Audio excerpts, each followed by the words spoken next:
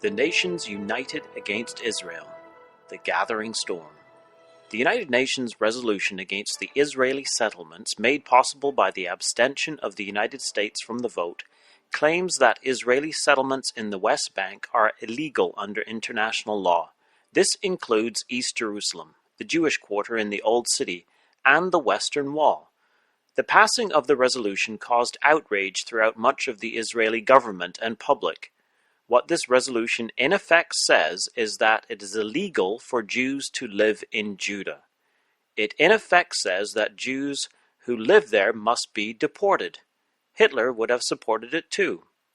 Israeli Prime Minister Benjamin Netanyahu said, "We have no doubt that the Obama administration initiated it, stood behind it, coordinated the texts, and made sure it passed."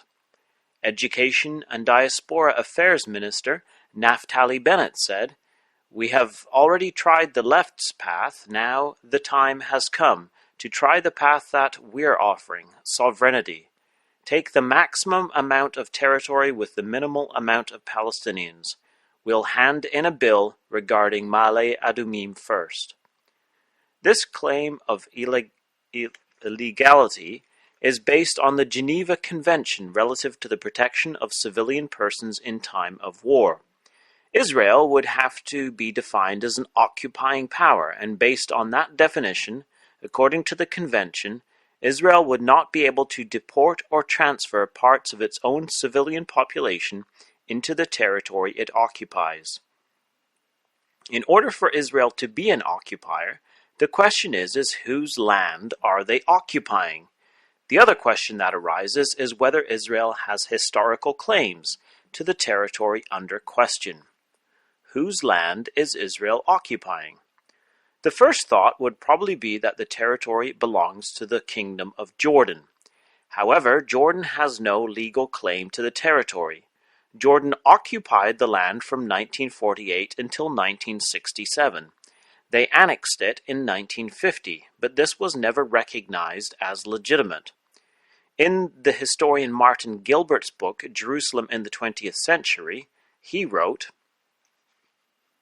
"Transjordan itself had been transformed with the annexation of the West Bank into the Hashemite Kingdom of Jordan, but Abdullah's occupation of the West Bank of the River Jordan and the high ground of Judea and Samaria, including Nablus and Hebron, was not recognized by the United Nations, only by Britain and Pakistan. The name Jordan became, however, within a short time, the accepted name of the enlarged state. If Britain still had the authority granted it by the League of Nations when the land was under the British Mandate, their recognition of Jordan's annexation would have held some weight, but the fact is they didn't, and Jordan's annexation was not recognized. Before the State of Israel, the land was under the British Mandate, and no one would entertain the idea that the British had any sovereign rights to the land today. Before the British Mandate, the land was under the rule of the Ottoman Empire for centuries. The fact is that no sovereign nation besides Israel has any greater claim to the land of Judea and Samaria, the area that has come to be known as the West Bank. In the June 1967 war, it was Jordan who attacked Israel, not the other way around, so Israel took the area of Judea and Samaria in a defensive war.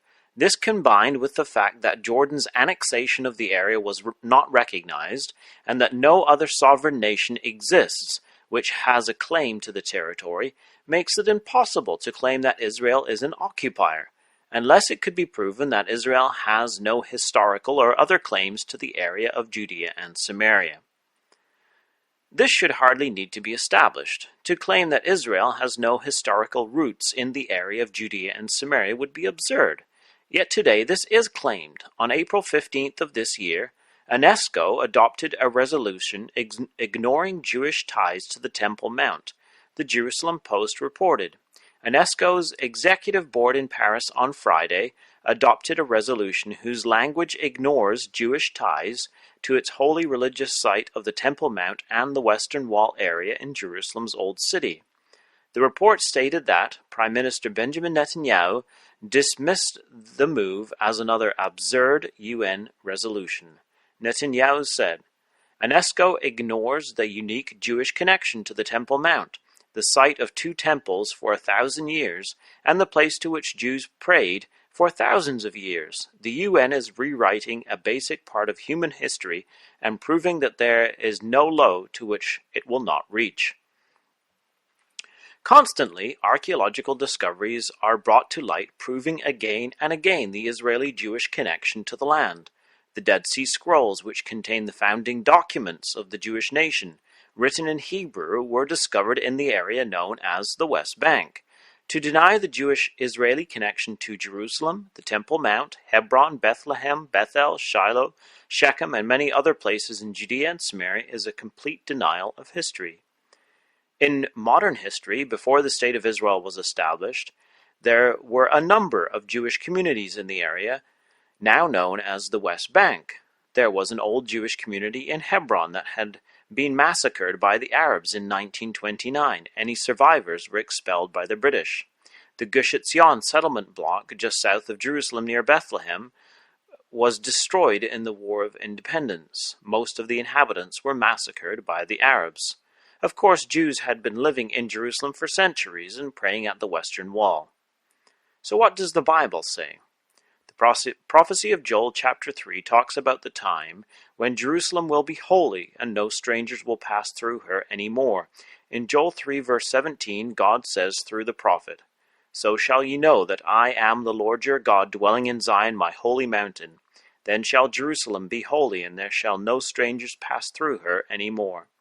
This passage, and a number of others, is set in the context of Joel chapter 3, as a prophecy of the future, when the promised kingdom of God will be established upon the earth. This makes Joel 3 a very pertinent chapter for our time, when we read the first verse. "For behold, in those days and in that time, when I shall bring again the captivity of Judah and Jerusalem, I will also gather all nations, and will bring them down into the valley of Jehoshaphat, and will plead with them there for my people and for my heritage Israel, whom they have scattered among the nations and parted my land." The great event leading to the bringing again of the captivity of Judah and Jerusalem took place in June 1967, when Israel regained this biblical heartland in the Six-Day War. In this United Nations Security Council declaration against the settlements, we see the nations of the world coming together against Jewish Jerusalem, against Jews living in Jerusalem and denying their historical ties to the city. This is a complete denial of the Bible, and it will ultimately fail. So God will bring the nations down to the mountains of Israel and judge them there for how they have treated his people and for dividing his land. What does this mean for Israel? This resolution was adopted under the United Nations Charter's Chapter 6 and is non-binding and only shows intent and a recommendation. However, it could cause problems for Israel in the future with the International Criminal Court in The Hague. This could force Israel to take unilateral actions to change the status of the West Bank territories. When Israel signed the Oslo Accords, it recognized the PLO as the legitimate representative of the Palestinian people. The PLO recognized the State of Israel to exist and renounced terrorism, violence, and its desire for the destruction of Israel. On the basis of these accords, it could be claimed that the PLO Arabs have the right to sovereignty over Judea and Samaria. However, they haven't kept to their statements in the Oslo Accords, and Israel could easily terminate them. There is also talk of Israel annexing a large portion of the West Bank and placing it under Israeli law, the same as the rest of the state. A basis for war against Israel? Could this United Nations resolution bring the nations against Israel in war? This is in fact exactly what Joel 3 said would happen, as we saw in the first two verses. The prophecy goes on later to say in verses 10 through 12, "Proclaim ye this among the Gentiles, prepare war, wake up the mighty men. Let all the men of war draw near, let them come up. Beat your plowshares into swords, and your pruning hooks into spears. Let the weak say, I am strong. Assemble yourselves and come, all ye heathen, and gather yourselves together round about. Thither cause thy mighty ones to come down, O Lord. Let the heathen be wakened, and come up to the valley of Jehoshaphat, for there will I sit to judge all the heathen round about. In this passage, the proclamation to prepare war is from the root to be holy. The idea is to make holy war, or consecrate war. So this passage is speaking of a holy war against the Jewish state, no doubt on account of the holy places in Jerusalem.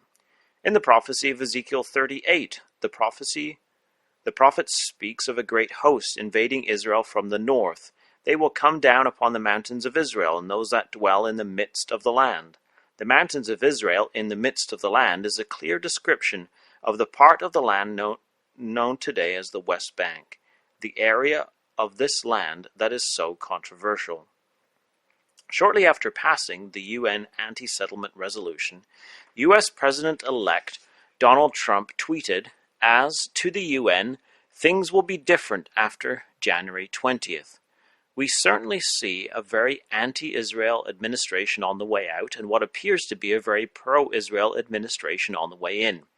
It seems that the stage is being set for some great events to take place in Israel as we inch very close to the Jubilee celebrations in Jerusalem commemorating 50 years of the reunification of the Jewish city. The gathering storm sends a powerful message that the time of the Gentiles are drawing to a rapid close, and they shall fall by the edge of the sword, and they shall be led away captive into all nations, and Jerusalem shall be trodden down of the Gentiles until the times of the Gentiles be fulfilled." Luke 21:24. This has been David Billington with you for this week's Bible in the News on www.bibleinthenews.com.